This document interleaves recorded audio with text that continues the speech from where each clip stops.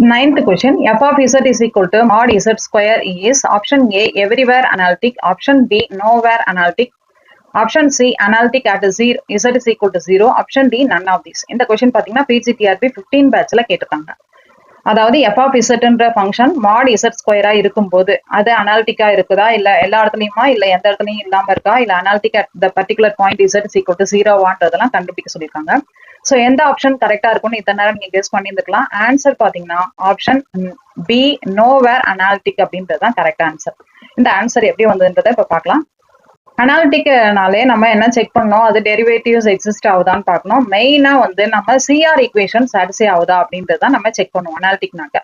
அப்ப நம்ம ஃபர்ஸ்ட் கொடுத்துருக்கிற ஃபங்க்ஷனை நம்ம சிம்பிளிஃபை பண்ணி வச்சுக்கலாம். எஃப் ஆஃப் இசட் நம்ம போடுறதுக்கு முன்னாடி இசட்ன்றது எப்படி அசைன் பண்ணிக்கணும், இது காம்ப்ளெக்ஸ் அப்படின்றதுனால Z is equal to X plus ஐஒய். அப்ப எஃப் ஆஃப் இசட்ன்றது எப்படி கொடுத்துருக்காங்க, மாட் இசட் ஸ்கொயர்னு சொல்லியிருக்காங்க. மாட் இசட்டோட வேல்யூ நமக்கு தெரியும், square root of x square plus y square whole ஸ்கொயர்னா இந்த ஸ்கொயரும் ஸ்கொயர் ரூட்டும் நம்மளுக்கு கேன்சல் ஆயிட்டு எக்ஸ் ஸ்கொயர் பிளஸ் ஒய் ஸ்கொயர்னு வந்துடும். அப்ப எஃப் ஆஃப் இசட்டோட value x square plus y square மட்டும் வர்றதுனால இமேஜினரி பார்ட்டி இல்ல, அதனால ஐ இன்டூ இமேஜினரி பார்ட் என்னன்னு போட்டுக்கலாம், 0 போட்டுக்கலாம்.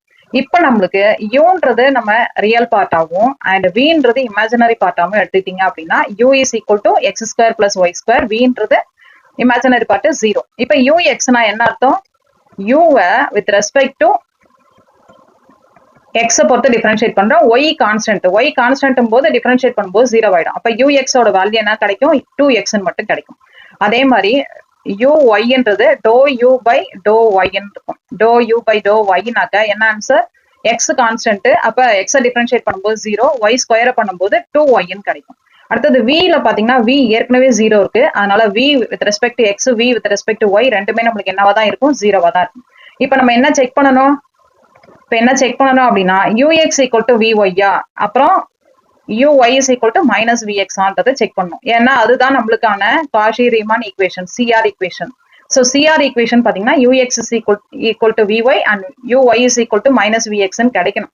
இங்க வந்து யூஎக்ஸ் நாட் ஈக்குவல் டு விஒய்ன்னு கிடைக்குது and u y not equal to minus விஎக்ஸ்ன்னு கிடைக்குது. ஏன்னா இங்க பாத்தீங்கன்னாக்க விஎக்ஸ் ரெண்டுமே நம்மளுக்கு 0 வந்திருக்கு அண்ட் யூஎக்ஸ்ல பாத்தீங்கன்னா எக்ஸ் அண்ட் ஒய் இந்த இதுல ஆன்சர் கிடைச்சிருக்கு. சோ எப்படி பாத்தீங்கன்னால நம்மளுக்கு CR equation is not satisfied. அப்ப நம்மளுக்கு f of z is equal to mod z square is nowhere analytic.